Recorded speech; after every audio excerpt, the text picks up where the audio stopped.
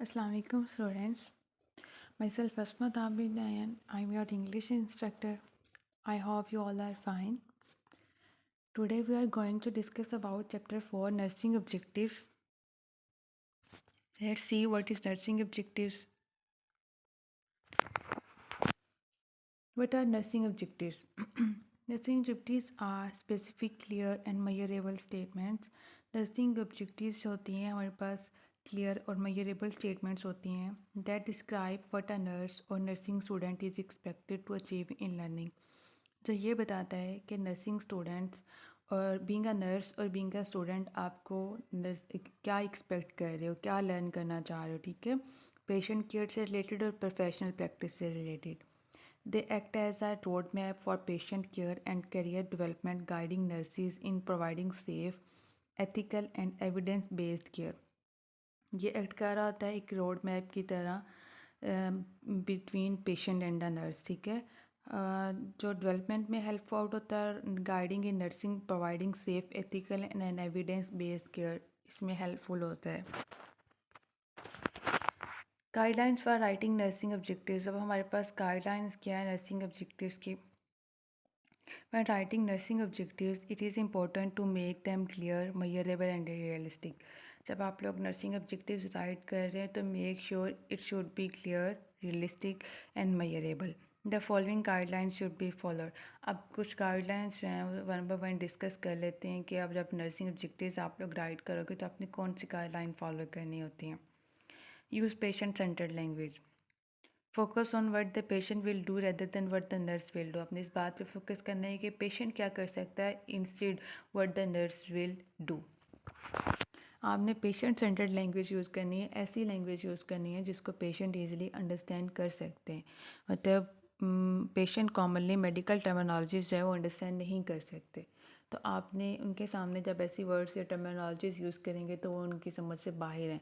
आपको patient level पे होकर पेशेंट को समझाना होता है, पेशेंट सेंटर्ड लैंग्वेज यूज़ करनी होती हैं जिनको वो ईजीली अंडरस्टैंड कर। This shift puts their possibility and outcome on the patient, not the nurse, making the objectives more outcome oriented. इससे क्या होते हैं objectives आपकी more oriented हो जाती हैं, ठीक है।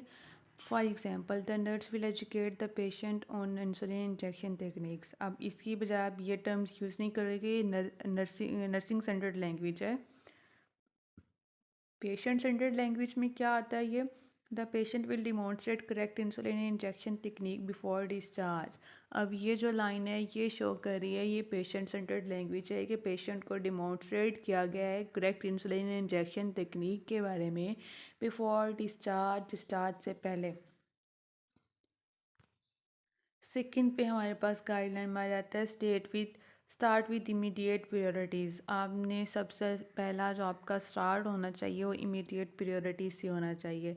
आपने जो अर्जेंसी होती है उसको सबसे पहले डील करना होता है, जैसे कि लाइफ थ्रेटनिंग और सेल्फ रिलेटेड इश्यूज़ आ जाते हैं। For example maintaining airway, breathing और सर्कुलेशन, ये जो होते हैं ये इश्यूज़ अर्जेंट इश्यूज़ होते हैं और इनको अर्जेंसी में इनको ट्रीटमेंट रिक्वायर्ड होता है, तो आपने first of all immediate priority से स्टार्ट करना होता है। नेक्स्ट आपने प्रोग्रेस करना होता है शॉर्ट टर्म से लॉन्ग टर्म्स की तरफ। शॉर्ट टर्म ऑब्जेक्टिव्स आपने सेट कर लेनी है जो कि कुछ घंटों या कोई 1-2 दिनों तक कंप्लीट हो जाती हैं, ठीक है, ताकि पेशेंट्स की रिकवरी जो है वो स्टार्ट हो, मेंशन हो वहाँ पे। Follow with long term objectives. Then आपने लॉन्ग टर्म ऑब्जेक्टिव्स के साथ डील करना है जिसमें आप लोग रिहेबिलिटेशन आ जाती है, इंडिपेंडेंस आ जाती है और हेल्थ मेंटेनेंस आ जाती है आफ्टर द एक्यूट फेज़। अब इस फेज़ के बाद आप लोग क्या कर रहे हो कि आप लोग मेंटेनेंस कर रहे हो चीज़ों की, ठीक है। हेल्थ मेंटेनेंस, पेशेंट को हेल्थ मेंटेनेंस के बारे में जब वो डील कर रहा है तो वो लॉन्ग टर्म ऑब्जेक्टिव्स में काउंट हो रहा है। तो आपने देन शॉर्ट टर्म से होकर देन आपने लॉन्ग टर्म्स की तरफ जाना है। नंबर 5 पे आ जाता है be clear and specific. Nursing objectives should be clear and specific. आपने इसमें सिंपल डायरेक्ट लैंग्वेज यूज़ करनी है, avoid vague words like know और understand. Example, instead of patient will understand diabetes right, patient will list 3 ways to control blood sugar. आपने specific और clear language use करनी है, ठीक है। हम पहले भी डिस्कस कर चुके हैं कि नर्सिंग ऑब्जेक्टिव्स में जो लैंग्वेज यूज़ होती है सबसे पहले आपने पेशेंट सेंटर्ड लैंग्वेज यूज़ करनी होती है। Ensures the objective is observable and measurable. हमने इस बात को इंश्योर करना है कि आपकी ऑब्जेक्टिव्स जो हैं वो मेजरेबल और ऑब्जर्वेबल होनी चाहिए।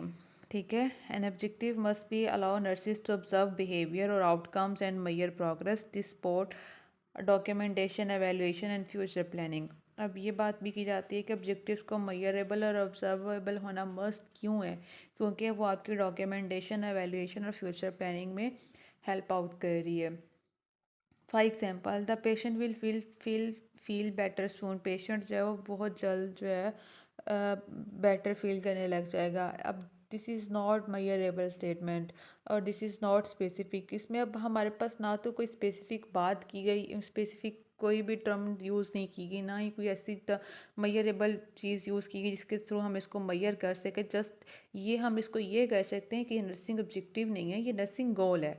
ठीक है। नर्सिंग गोल में ये होता है कि वो ऑब्जर्वेबल और मेजरेबल नहीं होते। फॉर एग्जांपल इसकी बजाय आप लोग क्या इसको नर्सिंग ऑब्जेक्टिव इसकी क्या बनेगी correctly? The patient will report a pain level of 3 और less on a 0 to 10 scale within 24 hours after receiving analgesics. ठीक है। तो अब आप मेडिसिन का नाम भी राइट कर रहे हो, आप इसमें पेन लेवल भी शो कर रहे हो, आप इसमें स्पेसिफिक टाइम भी शो कर रहे हो, तो ये जो ऑब्जेक्टिव है वो मेजरेबल है और ऑब्जर्वेबल भी है। ठीक है। यूज स्केल्स क्वांटिटीज फ्रीक्वेंसीज और डिमॉन्स्ट्रेबल एक्शंस हेल्प विद मेजरमेंट। जो आपके स्केल्स होते हैं, क्वांटिटीज़ होती हैं, फ्रीक्वेंसीज होती हैं, ये आपको हेल्पफुल होती हैं नर्सिंग ऑब्जेक्टिव्स की मेजरमेंट में। नेक्स्ट है हमारे पास अवॉइड वेग और अब्स्ट्रैक्ट टर्म्स। अब आपने इसमें अब्स्ट्रैक्ट टर्म्स और वेग वर्ड्स यूज़ नहीं करने ऑब्जेक्टिव्स में। ठीक है। वे अवॉइड वेग और abstract terms. Words like understand, know, learn और be aware are subjective and can not be measured directly. ये जो होते हैं वो सब्जेक्टिव होते हैं और डायरेक्टली मेजरेबल नहीं होते। Match objectives to recovery phases. अब आपने क्या करना है, अपने ऑब्जेक्टिव्स को मैच करना है पेशेंट की रिकवरी फेजेस के साथ। अब ये ऐसा ना हो कि आपकी ऑब्जेक्टिव्स जो हैं पेशेंट की रिकवरी फेजेस के साथ मैच ना कर रही हों। Elegant objectives with patients clinical condition and the typical stages of healing और ट्रीटमेंट, उसका हीलिंग फेजेस जितने भी थे, रिकवरी फेजेस जितने भी थे, उनके साथ आपकी ऑब्जेक्टिव्स जो आपने राइट किए हैं उनका मैच होना बहुत ज़रूरी होता है। Employ appropriate and measurable action verbs. आप हमने मैंने पहले भी डिस्कस किया, आपने वेग वर्ड्स यूज़ नहीं करने, उनसे अवॉइड करना है। तो आपने कौन से वर्ब्स यूज़ करनी है? आपने एक्शन वर्ब्स यूज़ करनी है उसमें। Use strong specific action verbs in nursing objectives make the expected patient behaviour. ठीक है। फॉर एग्जांपल आप लोग असेसमेंट और ऑब्जर्वेशन के लिए कौन से वे एक्शन वर्ब्स यूज़ कर सकते हैं? आप कर सकते हैं assess, identify, monitor, detect, organise etcetera. इससे अलावा और भी मल्टीपल आपके पास इंग्लिश रिलेटेड एक्शन वर्ब्स हो सकती हैं जो आप असेसमेंट और ऑब्जर्वेशन में यूज़ कर सकते हैं। मैंने इस जस्ट आप लोगों के एग्जांपल के लिए इसको अंदर पुट किया है। ठीक है। उसके बाद आता है प्लानिंग और डिसीजन मेकिंग के लिए आप कौन से एक्शन वर्ब्स यूज़ कर सकते हैं, जैसे कि plan, formulate, prioritise, select, design, organise etcetera. आप इस तरह के कुछ एक्शन वर्ब्स जो हैं वो प्लानिंग और डिसीजन मेकिंग के लिए भी यूज़ कर सकते हैं। इसके अलावा और भी मल्टीपल चीज़ें हैं जिनको हमने हमेशा एक्शन वर्ब्स में ही डिस्क्राइब करना है। नेक्स्ट है हमारे पास purpose of nursing objectives. Nursing objectives का पर्पस क्या होता है? नर्सिंग ऑब्जेक्टिव्स क्यों किस काम के लिए हमें हेल्पफुल होती हैं? तो provide direction for learning and practice. Nursing objectives जो होती हैं हमें डायरेक्शंस दे रही होती हैं और प्रैक्टिस दे रही होती हैं लर्निंग के लिए। ठीक है। Help in evaluating patient progress and nurses performance. ठीक है।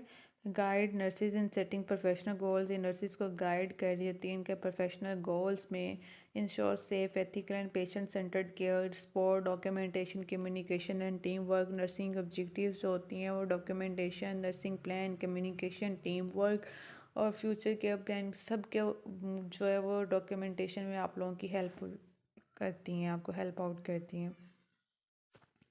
नेक्स्ट हमारा टॉपिक आ जाता है nursing care goal, career goals and nursing objectives. अब हमने डिफरेंशिएट करना है कि नर्सिंग गोल्स क्या होते हैं और नर्सिंग ऑब्जेक्टिव्स क्या होती हैं, दोनों में क्या डिफरेंस है। नर्सिंग ऑब्जेक्टिव्स हमारे पास क्या होती हैं? Nursing objectives are specific short term and measurable steps that help achieve those goals, जो कि हमारे पास गोल्स को अचीव करने में हेल्पफुल होती हैं। और ये स्पेसिफिक होती हैं और शॉर्ट टर्म होती हैं और मेजरेबल भी होती हैं। लेकिन अगर इन केस हम इसके ऑपोजिट अदर हैंड देखते हैं, नर्सिंग गोल्स जो हैं वो क्या होती हैं? वो ब्रॉड होती हैं, वो लॉन्ग टर्म स्टेटमेंट्स होती हैं और ये हमें बताती हैं what we want to achieve और हम लोग क्या अचीव करना चाह रहे हैं। ठीक है, नर्सिंग ऑब्जेक्टिव्स जो होती हैं वो written in clear action oriented language. Nursing objectives जो होती हैं वो क्लियर और एक्शन ओरिएंटेड लैंग्वेज होती हैं। लेकिन जो नर्सिंग गोल्स होते हैं वो जनरल स्टेटमेंट्स होती हैं about desired outcomes. Desired outcome मतलब हम लोग क्या हासिल करना चाहते हैं, हमारे डिज़ायर्ड आउटकम्स क्या होने चाहिए, उसके बारे में जनरल स्टेटमेंट्स होती हैं। Return focus on immediate action और रिजल्ट्स। नर्सिंग ऑब्जेक्टिव्स जो होती हैं फोकस कर रही होती हैं इमीडिएट एक्शन और रिजल्ट्स पे, पर नर्सिंग गोल्स फोकस किस पे होता है? इनका ओवरऑल इम्प्रूवमेंट पे होता है और अचीवमेंट पे होता है। नर्सिंग ऑब्जेक्टिव्स भी कैन बी डायरेक्टली एवेल्यूएटेड और मेजर्ड। नर्सिंग ऑब्जेक्टिव्स को हम लोग डायरेक्टली एवेल्यूएट कर सकते हैं, इनको मेजर्ड कर सकते हैं, बट नर्सिंग गोल्स जो होती हैं इनको हार्डर टू मेजर डायरेक्टली, इनको डायरेक्टली मेजर्ड करना बहुत मुश्किल होता है। ठीक है, नर्सिंग ऑब्जेक्टिव्स जो होते हैं वो स्मॉल स्टेप्स होती हैं और नर्सिंग गोल्स होते हैं वो बिग पिक्चर होती है, मतलब what we want to achieve. और नर्सिंग ऑब्जेक्टिव्स क्या होता है? How will we achieve it, और हमने इसको किस तरह से अचीव करेंगे। For example, patient will report pain level decreases from 7 to 10 to 3 over 10 within 30 minutes after receiving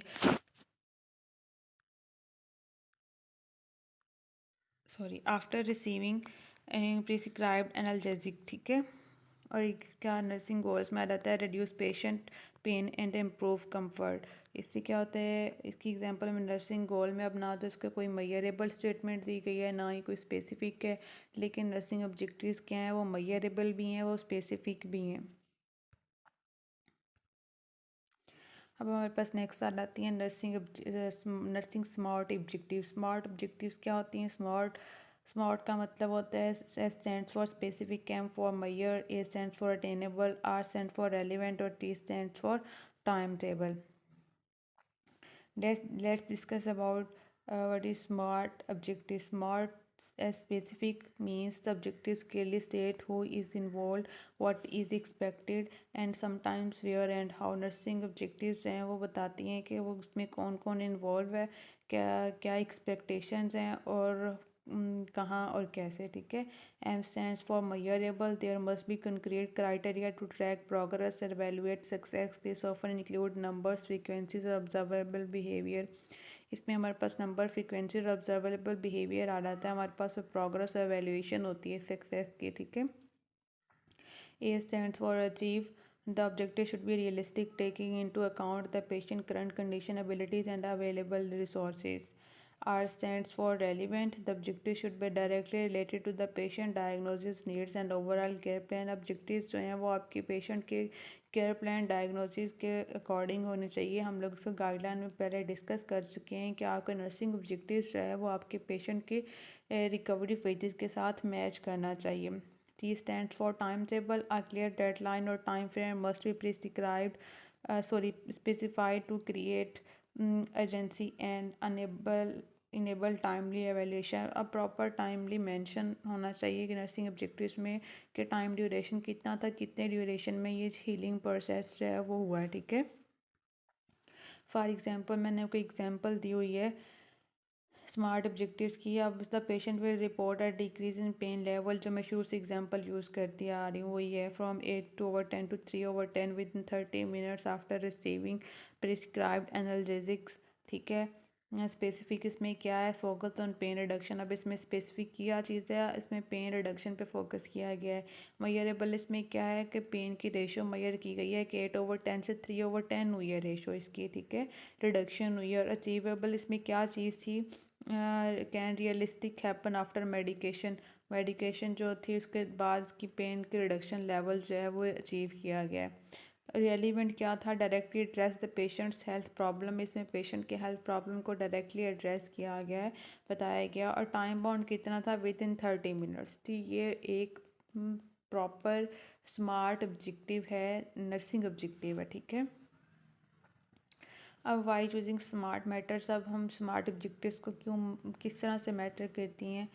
prevent vague और overly broad objectives that are hard to measure और irrelevant, ये हमें बचाती हैं ब्रॉड ऑब्जेक्टिव्स के साथ जिनको मैयर करना मुश्किल और होता है और इरेलीवेंट होती हैं वो, ठीक है। Facilitates better patient care through focused and realistic goals, ये फैसिलिटेट कर रही होती हैं पेशेंट को, फोकस कर रही होती हैं रियलिस्टिक गोल्स पे। Improve communication between nurses and health care team, ये कम्युनिकेशन को इम्प्रूव कर रही होती है नर्सिस की और हेल्थ केयर टीम की, ठीक है।